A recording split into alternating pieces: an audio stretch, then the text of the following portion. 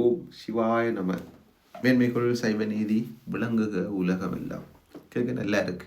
நீங்களும் கேட்டிருப்பீங்கள், சொல்லியிருப்பீங்கள். மேன்மைகள் சைவ நீதி விளங்குக உலகமெல்லாம் என்று சொல்லியிருப்பீங்கள். எங்கேன்றாலும் அது நடைமுறைப்படுத்துறீங்களா? சைவ நீதி, யாராவது சைவ நீதி என்று சொல்ல பயன்படுத்துறீங்களா?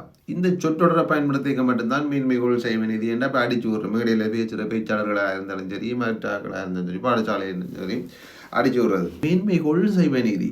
சைவ நீதி மேன்மையானது. சைவத்தின் மேல் சமயம் வேறு இல்லை, அதில் சார் சிவமாம்.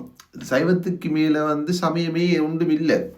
நீங்கள் அறியாமையில தான் நீங்கள் உழன்று கொண்டிருக்கின்றீர்கள். நீங்கள் கூறுகின்றீர்கள், நாங்கள் இந்துக்கள், இந்து நீதி, இந்து தர்மம், அப்படி எதுவுமே கிடையாது. இந்து தர்மம் என்று சொல்லி ஒன்று இல்லை.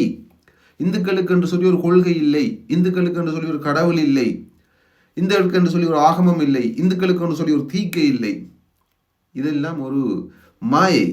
உங்களை குழப்பி உங்களுடைய சமயத்தை அழிப்பதற்காக பயன்படுத்தப்படும் ஒரு சொற்றொடர்கள். நீங்களே புரிந்து கொள்ளுங்கள். இது நான் ஈழமணி திருநாட்டை சார்ந்த உறவுகளுக்காக சொல்லுகின்றேன். மற்றாக்கள் நீங்கள் குழம்பிக் கொள்ள வேணாம், புலம்பிக் கொள்ள வேணாம். இது உங்களுக்கான பதிவு அல்ல.